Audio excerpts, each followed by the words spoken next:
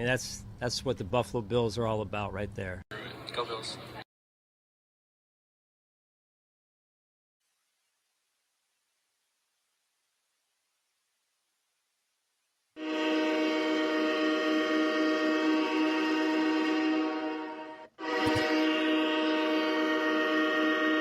Yo, what's going on, Bills Mafia?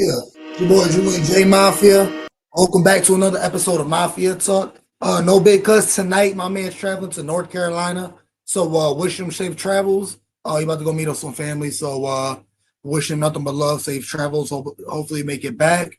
But yeah, we're here to talk about football, Bills football, preseason football. It was not the prettiest of games, but nonetheless, it's preseason, so we can all calm down. Not that big of a deal. Mafia Sports Support, nothing but love. Tap in, like, share, subscribe, YouTube channel. So my man Tommy over there holding things down. But yeah, lots to talk about. I'm gonna bring in my man Justin in the building. How you feeling tonight, man? How you feeling? Pretty chill at work.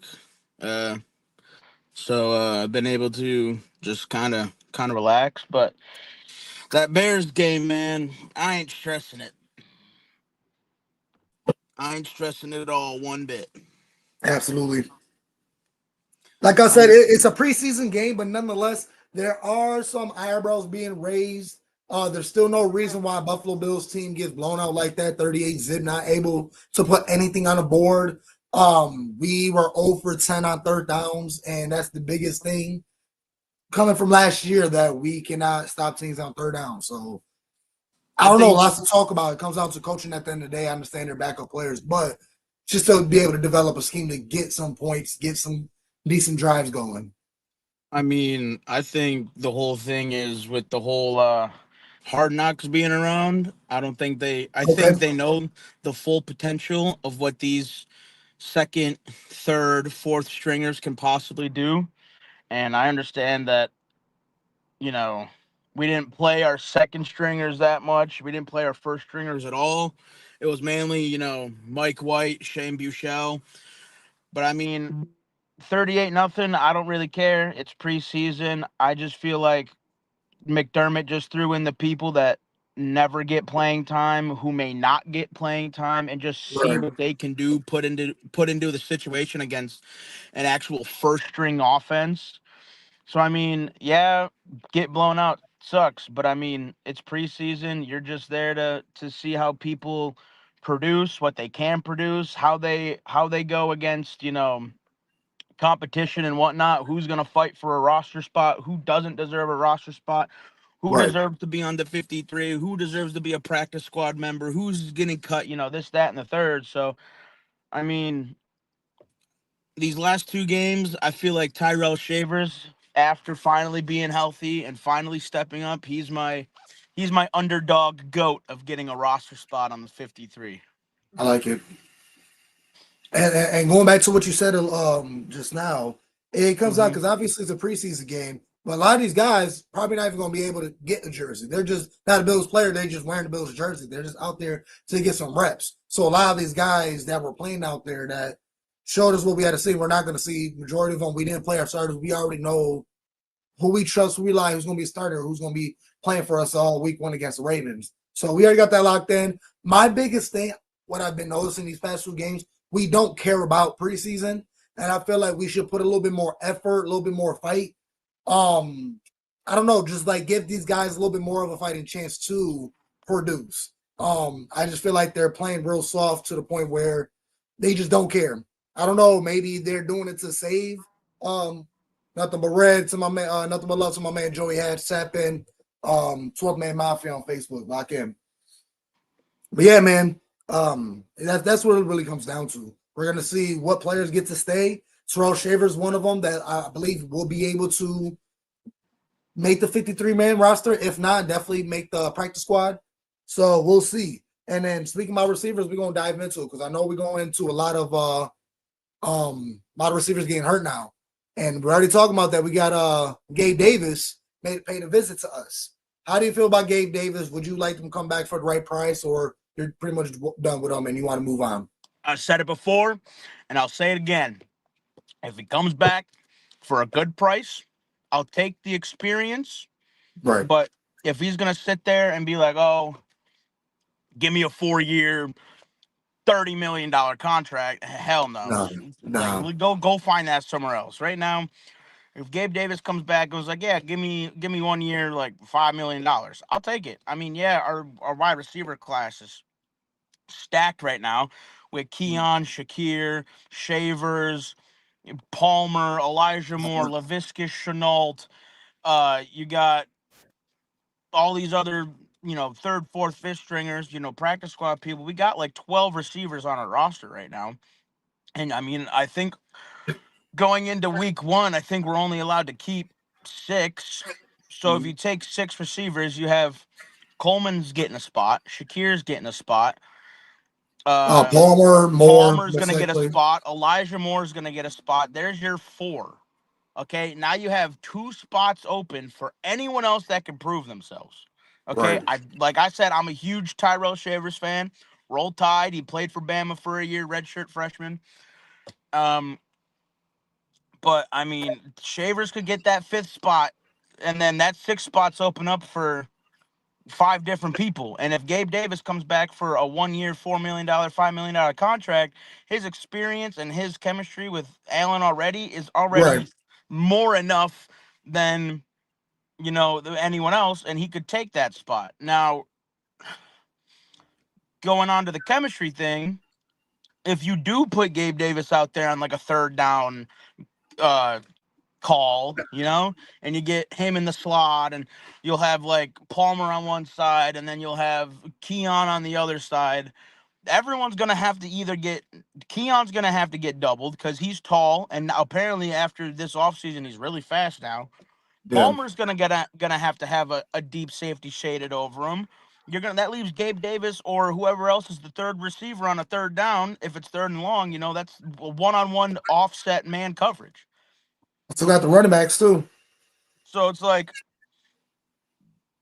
I mean, if he's coming back for a player-friendly deal, I'll take it. No doubt about it. Absolutely, I agree with that too. And like I said, I mean, he already played with Josh Allen for 3-4 years. Mm-hmm. He's already used to the system. He already knows what we're gonna get out of him. So I wouldn't be opposed to bringing the Gabe Davis back to Buffalo. Obviously, for the right price, like you just said, I don't want to sign him to a big contract, 3-4 year contract, 30-some mil. We don't need none of that. 1-year proven deal. We already see a little stint in Jacksonville. You ain't really do much over there. So this is the time where you're gonna have to come back to Buffalo, maybe another proven deal, lock in, and be that backup player that right behind Keon Coleman because they're similar type players. They're the big guys that can go for the jump ball.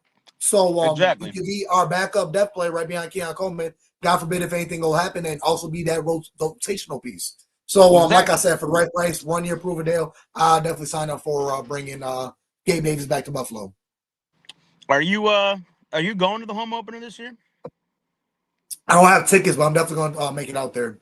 So I don't have tickets either, and I was just watching the Nelk Boys podcast from Canada. Okay. They're coming out here to tailgate, and I ended up getting into contact with the Nelk Boys, and Steve will do it and all that. And they're coming down here, and I'm giving them a tour around Buffalo. Oh, So yeah. I mean that. So if you trying to come tailgate with us, I need some spots over in the grass lot area because I don't really go over there. So like, if you know any places over there, you let me know. We're right. Well, we got a spot. Gorilla Lot is right next to the Mafia house, away from the stadium. We chill there a lot, but after them, we go towards O'Neill's and we kind of just Okay. like mess around in the lots around over there near O'Neill's. So we usually bounce around, but if we're locked down in one area, we stay at the Gorilla Lot. That sounds cool. Okay, because I have them going to the Hammer lot. I have them going to O'Neill's, Prohibition. Even on California, right behind the stadium. That's a dope ass spot. All right, I went there one game for the perfect game against the Patriots. That shit, we was lit over there, man. They had the one little bar, nice area. They got the little cut going straight behind the stadium, so it's nice, man. It's nice. Anywhere you go, really, man. You just got to walk around and you're gonna have a good time regardless. Joey Ash come in and say Gabe Davis couldn't get the routes right in Buffalo, and he could not get his routes right with the Jaguars. With him quarterback, got an argument more than once. Like I said, bring him in for a rotational piece, depth piece, backup player. Like I said, we're going down at receiver with a couple banged up players, so it doesn't hurt to bring him in for the right price. Better than who else is out there? Keenan Allen. Isn't Keenan Allen still out there? No, Keenan Allen just re-signed with the Chargers. He's back on his original Okay. team. Okay. So never mind. So after that, like bigger names, I don't know who else is out there unless you just find some random dude, random free agent, and Uh, just plug him in wherever he's needed. I'm trying to think who else was a free agent. Keenan Allen, Elijah Moore, but we got him. Palmer, we already got him. All right. I know there was a couple old people like 32, 33 years old. But we'll I don't see, know. man. We'll see. Honestly, we're Yeah, not really too pressed on that because we also got great running backs, receiver running backs, and we also got one of the best receiving tight end rooms. So we're not really that pressed for a dominant receiver. Would be nice, but we'll see. Like I said, Keenan Allen's already up. I don't know any other big name in free agency that would be worth the damn. Like I said, sign me up for Gabe Davis for a cheap contract 1 year, prove a deal, and let him get plugged in wherever he can give some snaps. exactly. So moving on, let's run through it real quick. James Cook got paid. How do you feel about the contract? What was it? 4 years, 48 mil, pretty much 12 mil per year. Yeah, but it's 30 30 mil mil guaranteed. guaranteed. Yeah. So Yeah, talk no. to me. How you feel about the deal?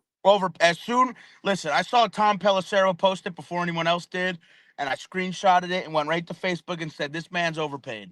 Honestly, Um, 12 mil a year, you ain't putting up those kind of numbers. Yeah, I get it. You had one great season.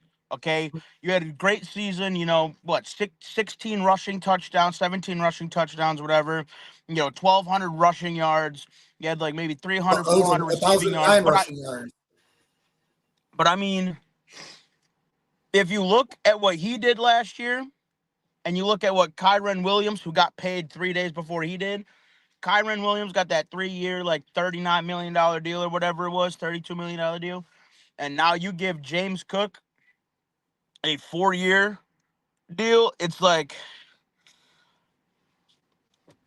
he's in my mind, he's worth 8 to 9 mil a year. Okay. Wow. He only did what, 200 snaps. He had X amount of yards. But I mean, Kyren out here deserves the bigger contract because he has 200 receptions for like 500, 600 yards. He's played 300, 400 more snaps than James Cook. You know, I just don't know why they paid him that much. I get it, but in last episode, Big Cuz definitely did a nice breakdown of why James Cook would deserve a contract like that. I'm okay with it because it definitely was in my realm of what I want to pay him. 15 mil is obviously way too much. I was between the 10, 11, 12. 13 was actually a little too my high, but I definitely would have gave him some extra money in incentives. Like if you can get 1,200 rushing yards, if you could get 10 plus touchdowns and however, whichever, get us to the Super Bowl type of things like that, then you can get your incentives to boost up your pay. I'm okay with it. It's just now, what are you going to do for us? Are you going to what? Turn it up, or are you going to slow down, or however, whichever? Are you going to be the type of player like, oh, I got my money now, so I'm good. I'm about to relax and take it easy. And mind you, when you go through James Cook's stats each year, he's also 100 carries less than every running back in the league. So the way because we'll break it down, where just imagine if James Cook had that extra 100 carries, how many more yards he would have. He's a 4.7 per yard rusher. So every time he touches the ball, he's getting you about 5 yards.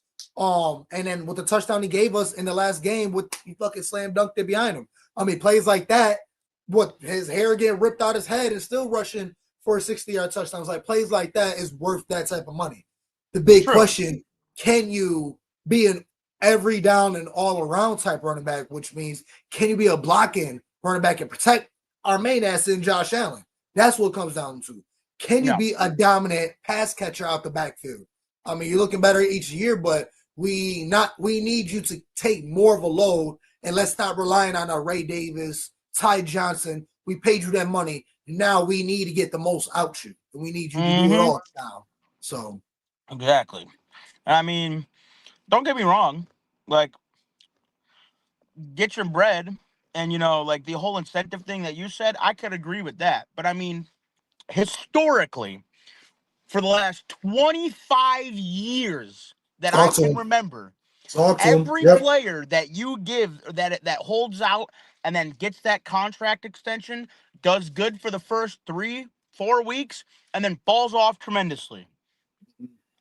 It happened with Fitzpatrick. He got that huge contract in week 4 back in 2010, and then week Right. 5 for the rest of the season he sucked absolute ass. Yeah. EJ Manuel, Nathan Peterman, Stevie Johnson, CJ Spiller, like Jarius Bird. Like I could go on and on about all these people getting contract extensions in the last 25 years that I can remember. And then that year that they got the extension, they just absolute ate the bed. Like it was like so if he does good this season, cool. He deserves his money. But I guarantee you after week 4, he's not gonna flourish like we all think he is. Well, I hope so. And honestly, I feel like now was the best time to pay him because if it would have came to next year and he would have performed the same way he did this previous year, he would be asking for the 19 mil, even bigger contract because Uh-huh. I did it again. I got another 10 plus touchdown rushing year, another 1,000-yard rushing. I did top 5 running back in the league. Where now they're going to have to pay him a little bit more. Now we locked him down in 4 years because just remember, Jamar Gibbs is coming out into his 3rd year. So what if he balls out? Now he gets a 14 mil, 13, 14, 15 mil contract. Now James Cook want to ask a little bit more. Man, that's what it's going to end up coming down to because you got another lineup of fresh running backs that looks a little bit better than James Cook. So, but he thinks because he got the 16 touchdowns, I mean, bravo. A lot of them was from 6 yards within. 13 of them I counted. 13 of his touchdowns was from within 6 yards. So, but we'll see. And a lot of them was from Josh Allen. But regardless, James Cook got his money. I'm happy. We're all happy. We got another star player, another weapon for Josh Allen. Mm-hmm. Looking for him to all ball out this season because I definitely feel like now we locked him in. Now there's no bullshit, no things lingering. We don't have to worry about it now. We can just focus on our guys and get what we want, and that's that fucking Lombardi Trophy. So, Damn right. moving on. Is there any worries that you got on this offensive side watching these first 2 preseason games? Like I said, we don't really have our starters out there, but is there any concern? Did you want to see more out of our tight end room or anything like that?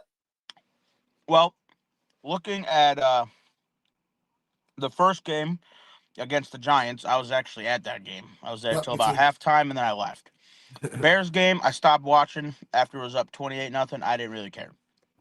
But looking at our backup offensive linemen, because notoriously we've had a couple lineman injuries where they're out a game, maybe out Right. 2 games.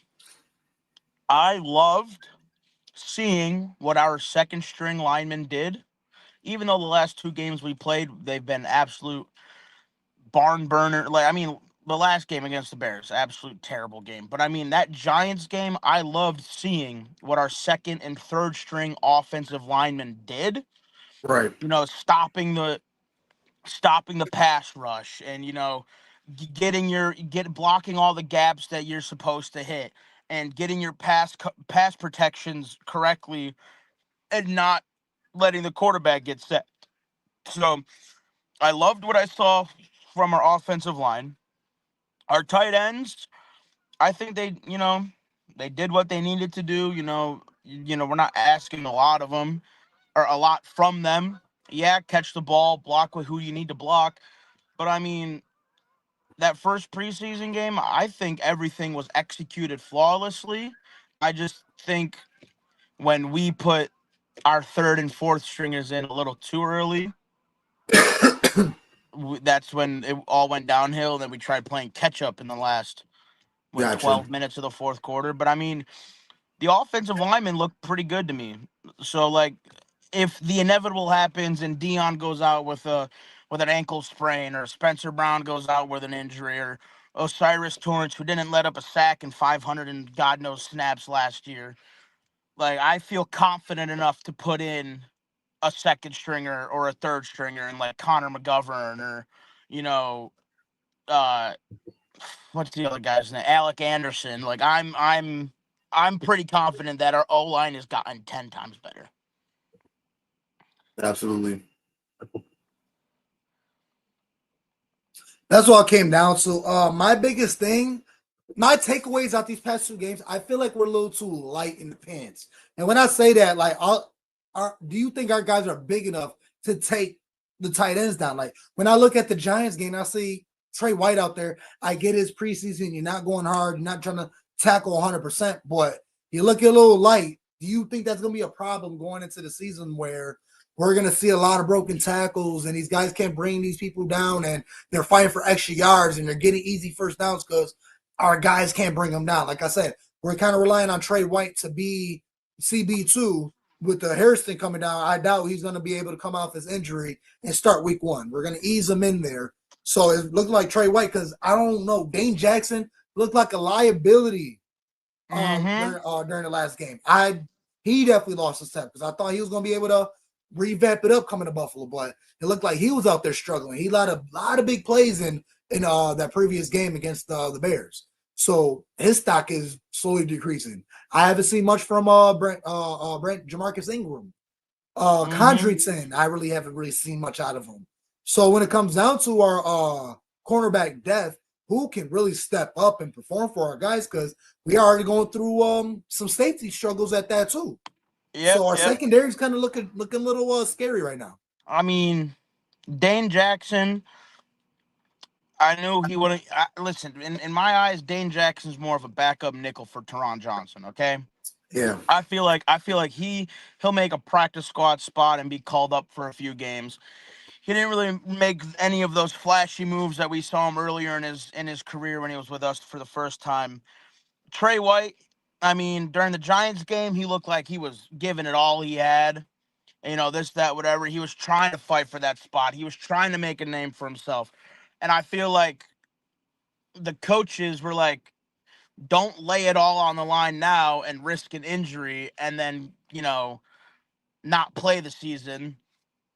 So I feel like going into the Bears game, he didn't really flash like he was during the Giants game. I mean, yeah, I could see a problem where size matchups against these, like a DK Metcalf when we play the Steelers. Like, Right. you're going to put a DK up against a Trey White. Yeah, they'll go speed for speed, but DK is like 3 inches taller than Trey White and like Way bigger and heavier. 500% more muscle. Like, Right. it's like, I'm scared that these wide receiver corner matchups are gonna not be like, okay, our corner got torched. It's more like our corner doesn't have enough strength to stop this one-on-one, right? That's the only thing I'm worried about. Trey White, he looks good. I feel like he'd be a good corner 2 going into this season. Maxwell Right. Harrison, you know, He's a man. he's gonna be pretty good. I mean, Jamarcus Ingram, that's a practice. He's gonna get a practice squad spot. I don't think he's gonna make the roster. Yeah. Dane Jackson, he could be a good backup to Teron Johnson. I mean, Cam Lewis as well. Yeah, And true. one guy that we're forgetting about who definitely balled out, I seen him make a bunch of plays, a lot of crucial plays, and that's Jordan Hancock, man. He's making a lot of noise. That's a guy that really had no stock going into the preseason and coming out of it looking really good, looking real good. He's making a lot of plays, making a lot of noise, and at the safety's position where stock is kind of decreasing with the Cole Bishop. He's still struggling with a couple injuries, I guess. I'm not entirely sure what it is, but he's just not looking up to par where a lot of us thought he would be. We thought him coming into year 2, he will be able to kind of take over that spot from a DeMar Hamlin, but he's not looking too good. And then when I see DeMar Hamlin play, I mean, he always was a great plug-in player when we needed him, but I mean, he keep losing a step. Last year, he wasn't able to keep up. He got burnt out a lot of times, and then he got crack blocked or whatever. And one of the touchdowns against the Bears where it was just pretty much awareness. I get it, preseason. You're not trying to go too hard, but at the same time, that's just your NFL IQ and awareness where you're trying to go make a hit and then some dude crack you and you about to – now, we don't need that. And that's what we're relying on to be our safety too. We got a lot of eyebrows raised. We got a lot of work to do, especially with the Tyler Rapp. Tyler Rapp, great, good starter for us. But the way he plays, he suffers from injuries too. He gets banged up a lot. So it's not just one position, it's two at the safety that we're kind of still up in the air where we need a solid safety too, but we also need a decent enough backup. And I don't think DeMar Hamlin is it anymore. I mean, plug him in when we need him, but that's not something I really want to rely on going into the season. Yeah, I agree with you there. I mean, DeMar didn't really look too hot, but in my opinion, going into this third preseason week, they'll probably keep all the players that we just mentioned, and depending on how they play this third week, I think it's against Arizona is our third preseason game. If I'm not, No, it's who's our just said third? it too. Yeah, I was about to say I forgot who our third preseason game's against. I don't know. Anyways, I know it's not in Buffalo. But before we dive into more anymore, let me bring in my brother, my dog, my big dog, Ken Dog in the fucking building from Bills. What up, man? How you feeling tonight, man? Man, I'm feeling all right, man. How y'all boys doing, man? What's going on, Big Sexy? How you doing, brother, man? It's the first match on the live with you, my guy. I finally caught you. How you doing, brother? Yeah, I mean, I got like 3 minutes left of my lunch break, so I'm glad you're here now. But I mean, I'm just chilling in the truck eating a chili mac and cheese quesadilla, talking football with the boys. Chopping man, it up. I definitely felt that, bro. Cause I know the time is short, but I definitely seen what you said about the tailgate, man. Listen, man, we could definitely collab for week one, my guy. Yes, we pulling sir. up. We outside, my boy. All right. I'm at every home game, so like, I'm always up and down Abbott. I'm always up and down Face Street. I'm always in the Hammer lot. You know, I'm wearing those goddamn American flag overalls, no shirt. I'm out there jumping through tables, wearing my Twisted Tea chains. So if you come find me or you let me know where you at, I'll come link it up with you. Hey, listen, man. I'm not gonna lie to you, man. That sounds like the move. We're gonna make that happen. Sounds good We're to gonna me. make that happen. Well, what's up with you, J Mafia? What up, poppin'? What's poppin'? I'm feeling good, man. I'm feeling good. I don't feel too good about watching these preseason games. It got me depressed. It got me feeling. Give me little Vietnam flashbacks from the drought. Give me drought flashbacks watching these preseason games. I'm like, man, this shit disgusting.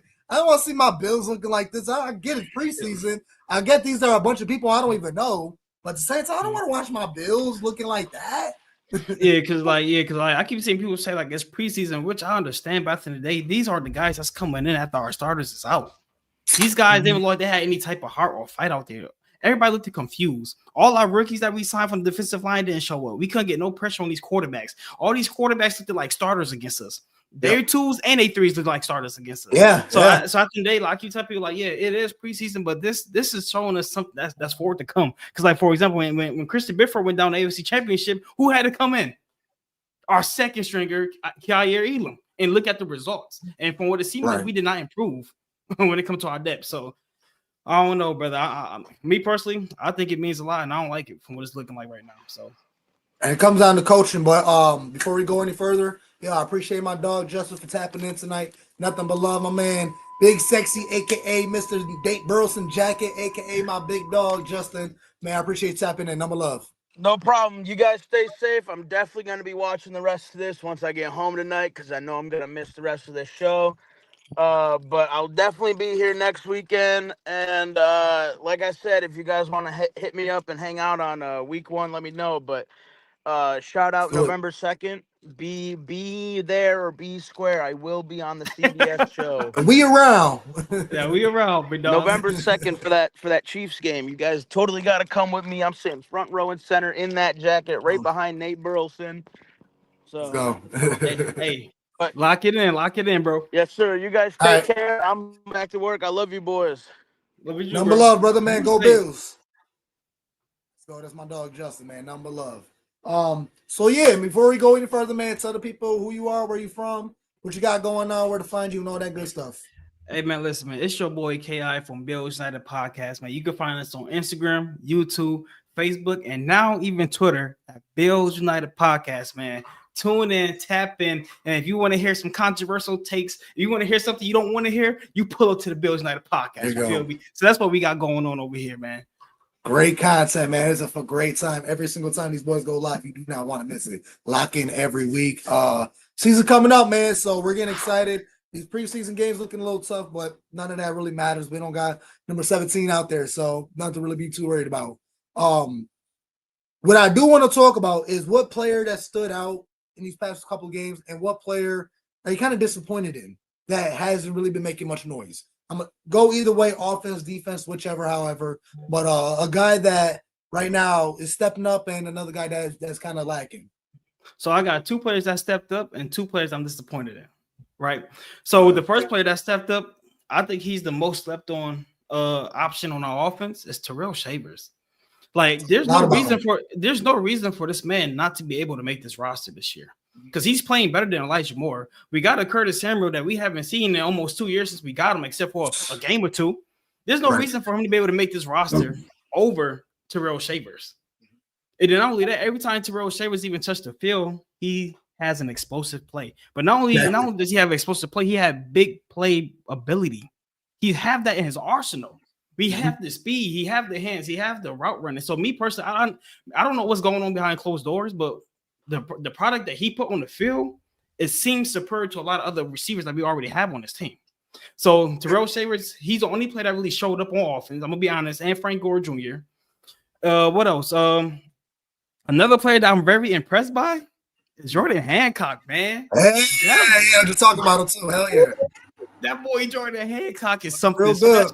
God, he don't have no fear, man. He's coming at all. He is, and he locks in on his target. Bro. When there's a play to me that I literally just watched his tape, and he like made a couple 3 plays, and I'm telling him, once he sees the ball carrier, he attacks, and we need a guy like that right now.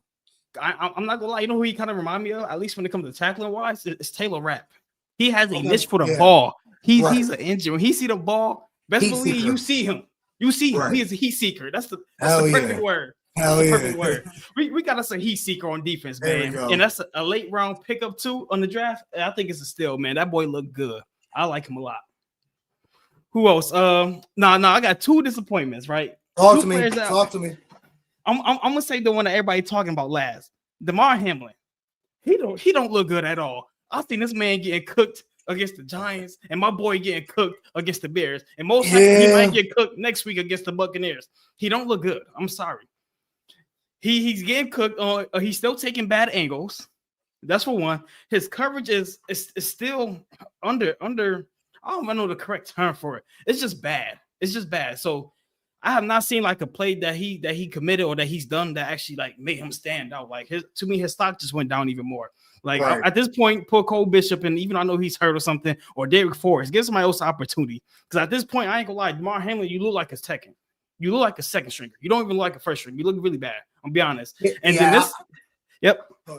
No, I was just talking about him before you even jumped on. We was talking about the safety room because stock is going down on Cole Bishop. We thought he was going to be able to step up coming into year 2, and he's not looking too good. And then with Tyler Rapp, how he plays, he just throws his body. We can't afford an injury there, and you do not want a DeMar Hamlin to start off week 1 against the Ravens. But before we dive even more, got to bring my brother, my dog, HB, in the building. How we feeling tonight, my dog? How we feeling? My dog. Man, I'm feeling good, man. I'm feeling blessed. How you guys doing? Good, feeling real good, man. You got Bills United banner in the background. Down below, we got the whole team lined up. Bills United podcast. Let's go. Let's do it. What are we talking about, boys? What are we talking about? We diving into the safety room right now. We're dipping it in and out. Just ask KI his players that he's impressed by and players that he's disappointed by. So I'm gonna let KI finish his thought on his disappointed players. Okay. Yeah, so my last one is like, and I'm not gonna lie, man. I was a huge advocate for this player, and which I'm still am. It's not because like he's from the city, he has an underdog story. Me personally, I don't give a damn about none of that. I actually liked him last year from what I see on the field, but Joe Andreessen, oh my goodness, my guy. Like I was out of words on how bad he played against the Bears. Like his coverage is terrible. And HB kept telling me that. Mom, I know he's not broken. Every time I see him, he's looking good. He's a heat seeker too. Terrible. That man has a lot of issues, a lot of problems, and he still need to be coached up a ton. From what I've seen, he's still very raw, and it kind of hurt my soul, honestly, seeing him like that. It was embarrassing. So those my 2 disappointed and my 2 bright sides of players. Yeah, Yeah, no, I second that. I mean, my biggest disappointment was Joe Andreessen, just because of his zone coverage and not being able to check tight end year 2. I mean, it's disappointing to see, but you can't really expect a lot from a guy that played almost 70 snaps in the game. Like, the same dudes that were playing in special teams are the same guys playing in defense. So they were tired as hell, and it was hot and humid. You could tell just looking at them, they were not with it.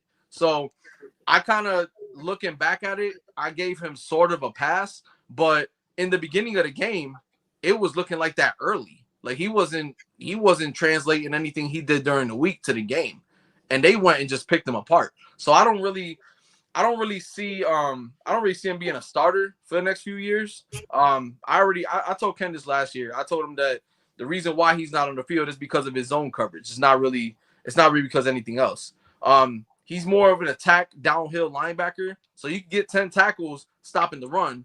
And that's when he's not gassed, because you saw the third quarter, they were just being able to block him, but he was gassed out. He was gassed out by halftime. So with all the injuries and everything that we got going on, there's really little bit of people that's on the roster, which kind of explains why they're bringing in people late in the preseason just to fill the roster to get through a game. You don't want to get your second strings hurt, and then you got to pick up a third string, and then next thing you know, you're on a downslope where you don't have any backups. And the last thing I want to see is a Bills team that has no answers if Cole Bishop get hurt, or Terrell Bernard gets hurt, or so on and so forth. Matt Milano, God forbid, again get hurt. Then you got Joe Andreessen if he's down, and you have a third string linebacker. You got Edwin Ulofoshio, which is another guy. So I don't really think. Oh, congrats to that. 6 Hold on. Here, Yes, I don't want to sir. cut you off, but we gotta do this one right. You gotta do it. Train horn.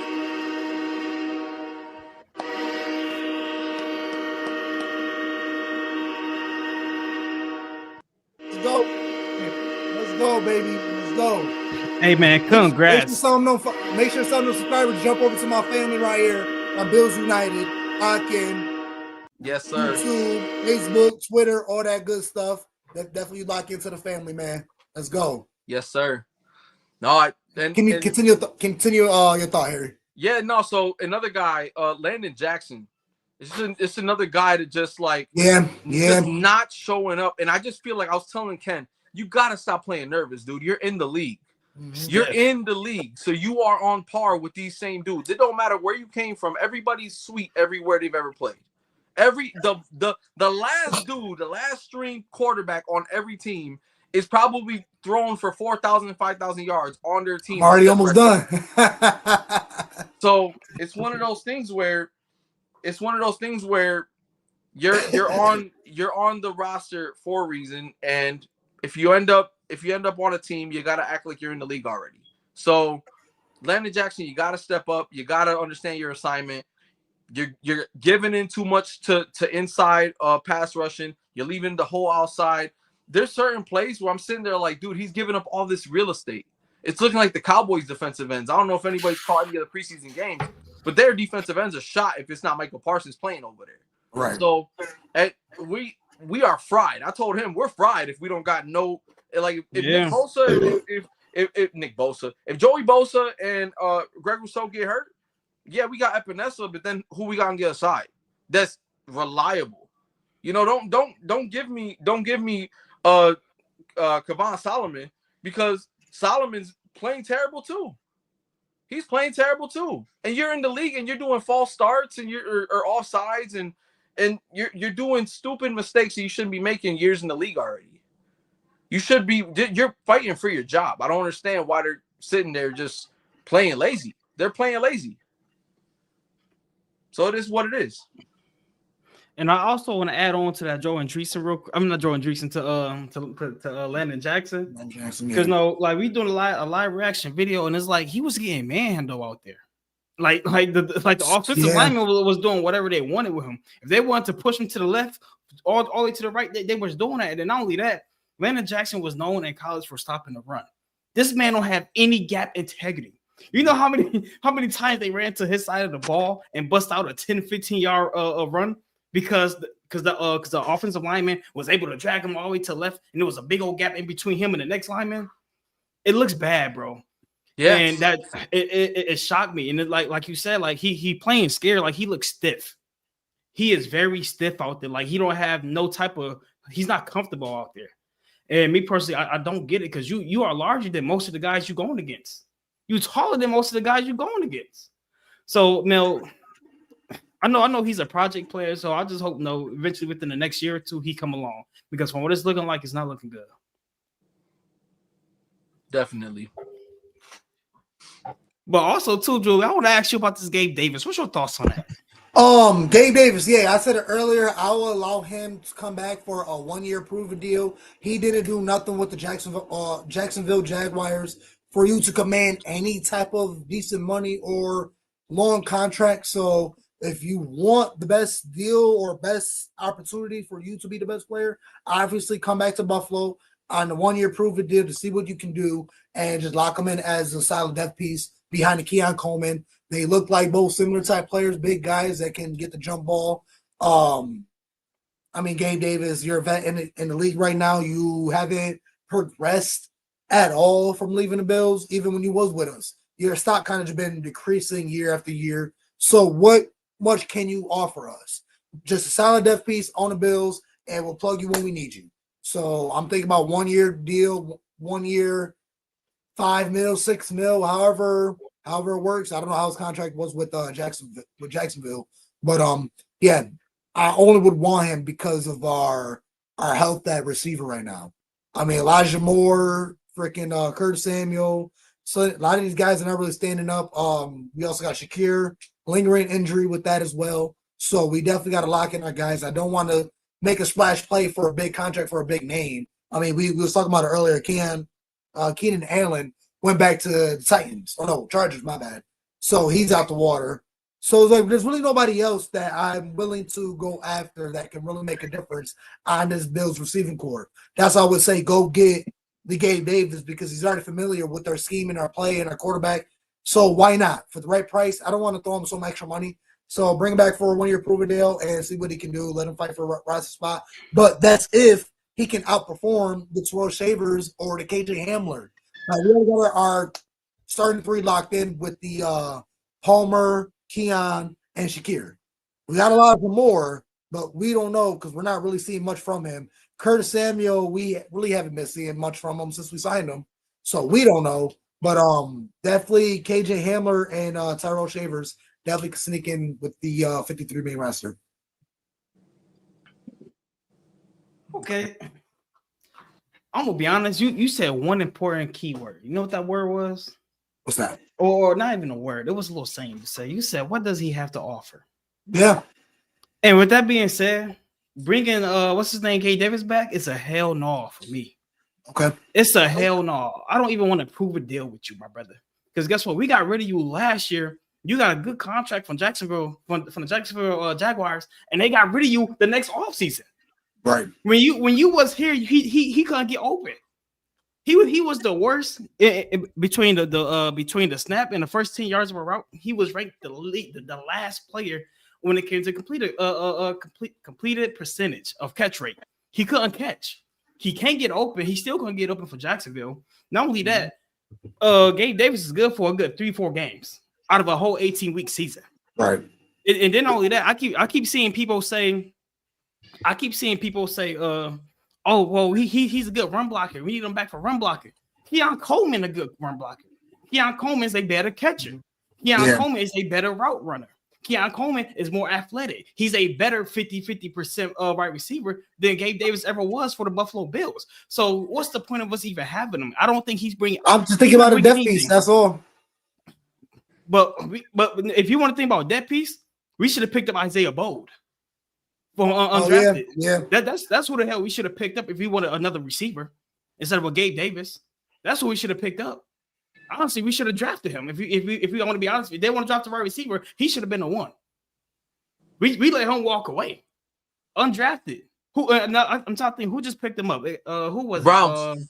The Browns picked him up. The Browns picked up Deontay Johnson too, and that's another guy he's got a name, but with Laviska Shenault, we're looking him at more as a punt return and kick return. So we're saving him as that. We're not going to risk him as being a receiver. Well, we need somebody to lock in at the KRPR.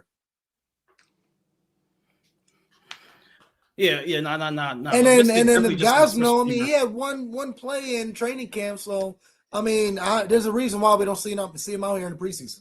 There's a reason why for that. Gosnell's gonna be in the practice squad. That's his ceiling, the practice squad. That's it. Facts, Joey. That's a fact, Joey. Absolutely. We're moving on. Like I said, I want to discuss the safety room because that's honestly, I feel like it's one of our biggest concerns. Because when it comes down to just the secondary in general, I mean, we're still looking at we got Trey White, but then after I seen with the Giants, he looked a little light in the pants. Can you really tackle the tight ends? Can you really lock it down and this and that and third? Can you really step up?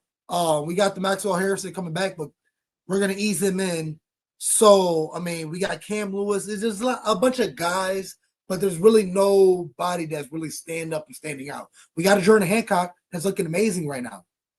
Can he make enough noise to get that starting position? Because Cole Bishop is not looking like what we thought we are. I'm gonna let Harry take over with that question. So as far as the DB room goes, if anybody thinks about picking up Justin Simmons, please don't. Please don't. And the only reason Why is that? The only reason why I say that is because we already are developing DeMar Hamlin and Cole Bishop into this defense. You literally are erasing all of that if you're picking up another safety. So there's no reason for you, because it don't matter who you are. You have to adjust to the defense and cooperate with the defense. So you can't just jump in there and expect somebody to be nice. Like when it came to Kareem Jackson came in, he was a vet piece for the Bills. He looked terrible because he literally came in and only did a few weeks with us, and that was it. So had he came in the offseason, understood the defense, that would have been a solid depth piece for us at safety. But I don't know what it is that we take younger guys and put all that pressure on them, and they don't develop. And I'm going to say this. Sean McDermott is a player development coach. He's a player development head coach. He's not like Daniels from Mike McDaniels from the Dolphins. He takes a hold of the offense. He's not like Vrabel, where he's hands-on with everybody and he calls the defense. He's not like Aaron Glenn from the Jets, where he's calling the defense. He's a player development coach. He doesn't call the offense and he doesn't call the defense. If that's your solid job of developing players, and your players are not developing to a high standard, I'm sorry, your ass is grass. You're gone. I'm gonna say it because like at the end of the day, when it comes to the whole conversation of head coaches and everything in the league and all the stuff that he gets, I feel like all the shit that he gets as a head coach for the Bills, I think that us winning is curing everything. But once the player development at safety is gone and he's supposed to be the DB guru, I think that's gone, and people start looking that way. People start looking that way. And shout out to Condrington too, Brandon Condrington. He did good this weekend. Oh, yeah. He did good. He's fighting for a spot. The commentators were saying that he's fighting for a spot, and I respect the fact that he's playing DB. I'm calling it out. I think it should be Chenault and Codrington at kick return. So it should be those two guys back there. Shouldn't be no Ray Davis experiment back there. He should be the second, third down back, splitting time with Ty Johnson. Real quick with the Gabe Davis thing, he signed a 3-year deal for like $34 million. He had both of those years guaranteed $27 million. And the Jags still got to pay him $11 million, even though they cut him after year 1, because he had the first 2 years guaranteed. So we don't have to pay him anything. The Jags are paying him $11 million. So even if we pick him up, he could have, like Julian said, you have the 1-year prove-it deal. He won't cost us anything, and we're already dead last in the league in cap. So why would we go pick up a dude that we don't know if he's gonna be good or not? Let the Steelers grab him. The Steelers got Calvin Austin. They got Robert Woods, and they got which I always like, by the way, and Metcalf. They pick up Gabe Davis, and they got a solid 4 tandem. And the reason why he got cut is because he got hurt. So I don't really feel the need to grab him. But if we have him, I feel like even if I play intramural, playing quarterback, you have trust with a receiver. And Gabe Davis is still in the conversation. There's got to be a reason why. Josh is a real big piece to why certain people are the way where they're at. And I think that Josh clearly wants Gabe Davis on his team, regardless of what it is. and All right. it's not up to us. So I actually got a question for you though, right? So before it was a comment that Julian had put up with a comedian. He was like, I'm sorry, I don't know your Yeah. last name. I remember a comedian, but he was like, we need more athletes. I'm sick of having athletes. I want dogs. I want somebody who's willing to put their helmet in your fucking chest. That's what I need. We need some dogs. I'm sick of athletes. We've been having athletes since Dermot been here. We don't need any more. Get some dogs on the team. That's what I'm looking for. And I do feel you on that point, but like where at? Because dogs, like I just don't see maybe at the tight end room because the tight ends with the Knox and Kincaid, y'all don't give me dogs. Like y'all don't come over and take over a game. Like Kincaid flashed in the preseason play where he caught the ball, stepped back, ran somebody over, fought for some extra yards. But I need more out of our tight ends. Like we got a dog in James Cook and obviously in Josh Allen and Khalil Shakir. Because you know he comes up with them plays where he fucking hits somebody or bounce off somebody and he's out. He the yards after catch, he's the highest in the league. But we do need more dogs on defense. On offense, we're good. I can make do on what we got on offense because we got Josh Allen, and then now we got James Cook, and then Shakir's coming into his zone. He's one of the best slot receivers in the league right now, and we're good on offense. It doesn't matter. We don't need this receiver, this receiver, whatever. We're going to make do. We got great running back room, good tight ends, and decent enough receivers around to make the offense flourish. It comes down to the defense and the room. Matt Milano said, I hear everybody say he's back. Great. Fucking Bernard. I haven't really heard nothing from Bernard. What the fuck is going on with Bernard? But Dorian Williams, he looking great. Jordan Dreessen, he's going to get together. Linebacker room is looking good enough, but our cornerback rooms, obviously we got Christian Benford and Teron Johnson, but then are we going to be good enough with Trey White? Who else can step up? Is it Cam Lewis? Is it Jordan Hancock? Is it plug in, insert whatever name here? But what it really comes down to on the defense is the trenches. Can we get to the quarterback? Can we wreak enough havoc and enough pressure upon the quarterback to get those turnovers and picks and plays and fumbles? And I don't know if our D-line got it. Yeah, we got Joey Bosa and we're moving slow with him, but is he going to be the next Von Miller and just be just a big name but mediocre play? Can Greg Rousseau, after getting that contract, can he step up and become an all-pro player? Is Ed Oliver going to take that fucking next step up, or are we done with him? So many questions, especially on the D-line. And that's the thing. Everybody you just named are athletic. They're not dogs. That's the problem. Greg Rousseau, he's athletic, tall. I think he's like 6'6", whatever. But he's not a dog. He's good, but he's not a dog. Ed Oliver, he's little for his position, but he's fast. He's very trickery. Have a lot of trickery to his game, but he's not a dog. It's not good enough. He ain't good enough. And it's like, yes, that's what I'm talking about. Like the biggest dog, I ain't gonna lie, outside of Von Miller, Joey Bosa is literally the best dog we had on this line since Sean McDermott been our coach. Jerry Hughes, if that maybe, we haven't even seen him yet. So that's my point. They draft athletes. I'm sick of athletes. Give me somebody who's willing to knock your teeth out through your helmet. Give me some hitters. You go ahead, big dog. Real quick, I think that he's more alluding to we're getting players that are athletes in multiple sports and not strictly football guys. The guys you all named, Julian, they all are pure football guys. Shakir played Boise State, played no other sport, straight football, dog. James Cook played since high school, college, straight football, dog. Josh Allen, dog. Didn't play nothing but that. Okay? You get guys like Greg Rousseau that played wide receiver, and then you switch him. He barely played in college too. Well, you played like 2 years. Yeah, exactly. You get him. Ed Oliver was a project piece because they said he was the next coming of Aaron Donald, and we needed a D tackle because we lost Kyle Williams, so that was a reach. Then you have Keon Coleman that played basketball and primarily was a basketball athlete. He went to play football because that was something that he was also good at, but it's not something that he was heavily passionate about. So if there are dogs in the draft, there's dogs everywhere in the NFL. But are we picking those guys up, or are we getting guys that, it's about the locker room? Dog, to hell with the locker room. I'm just gonna say it, like, bro, like, y'all are soft. Y'all are thinking the soft way. Y'all thinking about, oh, we don't want to get guys that are gonna ruffle any feathers in the locker room and so on and so forth. We need that. We need 1 or 2 guys like that are gonna be like, you know what? Fuck this. All right. Yeah. We're gonna go in there. We're gonna fucking play.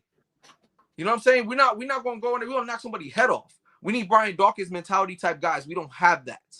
We have dudes that say that they're hard with their mouth, and then they play in soft coverage. You can't tackle.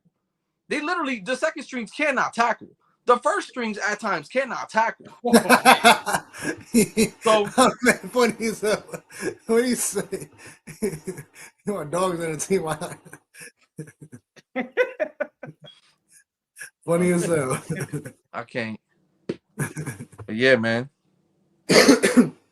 My biggest thing is our defense. I feel like it's going to be our biggest question, and there's a lot of question marks. I know we're talking about in the safety room. We're not really sure because Tyler Rapp is already. We already know how Tyler Rapp plays. He just kind of throws his body at the play. We need to find him a backup just in case. We're not looking good at safety 2, where Cole Bishop isn't performing the way we need him to. So who we got behind him? DeMar Hamlin. We don't want DeMar Hamlin. Justin Simmons is out there, but do you want to go and get an old veteran like that? I don't know. But regardless, if that's the role you want to take, I feel like it all falls down into the trenches. Can Ed Oliver step up this year? Can Greg Russo, AJ Epinesa, if he get the time? Who's going to be next to Ed Oliver? Is one of the rookies with Deion Walker or CJ Sanders, or who's going to be next to Ed Oliver? I don't know. Can they make big enough impact? But I will say this though, our safety room currently is fried. I'm gonna be honest, we are fried as of right now because it's a lot of unknown going on in our safety room. But I will tell you this: on defense, safety should be our last concern as Bills fans. Safety should be our last concern on this team in general, because at the end of the day, we need to be concerned about that line. Because as long as that line can do its job, it's gonna make our DB's job easier, our linebackers' job easier, and our safety room especially easier. And if you're gonna be honest, a lot of teams don't even go deep on this regardless due to Sean McDermott nickel defense. So I think safety room, for the most part, we should be good. DeMar Hamlin should not have been the third leading tackle on our team last year if our line did their job. So we redrafted nothing but defensive line this year, man, throughout the first 5 rounds. They better show up. That need to be our concern. I'm okay with safety. I'm gonna be honest. We fried compared to other teams. But I think we are good due to the scheme. That defensive line is our problem, and that shit better show up this year. Or Sean McDermott, it's gonna be a long talk off season. Because I'm gonna be honest, I'm ready to get rid of you. I'm gonna be honest. I'm gonna keep it a buck. I'm ready to get rid of. I was ready to get rid of him. That might be the change we need. I was ready to get rid of him years ago. So that's my. I'm gonna be honest with y'all. We shouldn't be worried about safety. I'm gonna keep it a buck. It's that line. But final thoughts, fellas, man. We're gonna wrap this show up. Everybody, man, it's a great show. Appreciate everybody tapping in the comments, man.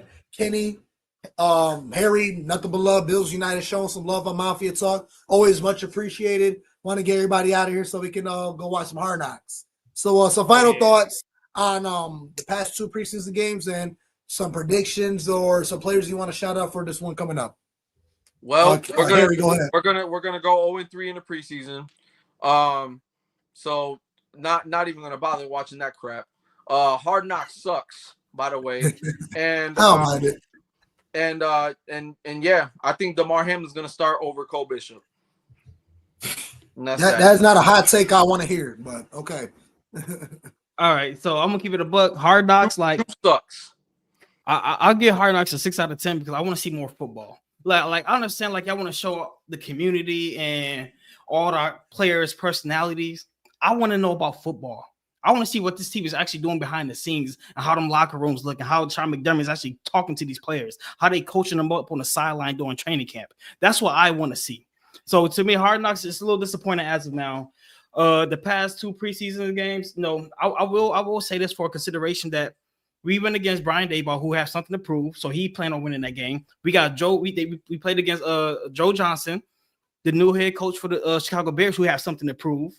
So it's like compared to Sean McDermott, who really don't care. He just experimenting. So we have to take that into consideration. But I will say our depth do look sorry, regardless of the situation, regardless of how Sean McDermott is actually running the defense. Even though we played cover one mainly the whole entire game yesterday or the day before yesterday, but it's just lackluster as of so far. I'm not gonna lie to you, it's just lackluster. But next week, I expect Josh Allen them to I expect the ones to play 2 series. I expect the ones to play 2 series because if the ones is not playing, we in trouble week 1. That's a huge game, man. Huge game, night game in Highmark and Buffalo. And Ravens are pissed off, yo. They got a bone to pick with us. We keep knocking them out the playoffs. We keep beating them every time we play them. Lamar Jackson think Josh Allen stole his third MVP. so yeah, Ravens got a lot coming into Buffalo. So that's definitely gonna be a huge game. Hopefully the Bills can stand up to the task and get this undefeated season. Where my man Scott Blakely at? Where my man Scott Blakely at with the 20-0? Come on, baby. Super Bowl, baby. Come on. Let's go. And that's how we're going to end the show. My stand-up player. Definitely want Landon Fletcher to step out a little bit more. Landon Jackson step out a little bit more because I had a lot of high hopes on him. But doesn't really matter. I like what I'm seeing from Tyrell Shavers. I hope he can really keep that shit grinding and going, where he can solidify his spot on 53 main roster, him and KJ Hamler. On that, I'm really not worried about these preseason games. I'm not really seeing what I want to see. I'm not really seeing the players stand up. Dwayne Carter, I want to see a little bit more. Even though he almost had fumble sixes, whatever. He almost scored the last game, but they took it back. But regardless, there's a couple players I definitely want to see step up. They're not, but it doesn't matter. We're going to see coming in kind of already over this preseason shit. I'm ready for Josh Allen to come out here and just fucking dominate and get us back-to-back MVP and get the Lombardi trophy and turn the city up. So on that note, man, nothing but love to Bills United. Harry, Kenny, I appreciate your boys tapping in. Stay locked in, Bills Mafia. Go tap in. YouTube, Facebook, Twitter, Instagram, all that good stuff, man. Lock in. They keep you updated on the latest Bills content every day. Let's go. Go Bills, baby. So number love. Tap in. Go Bills, man. Go Bills.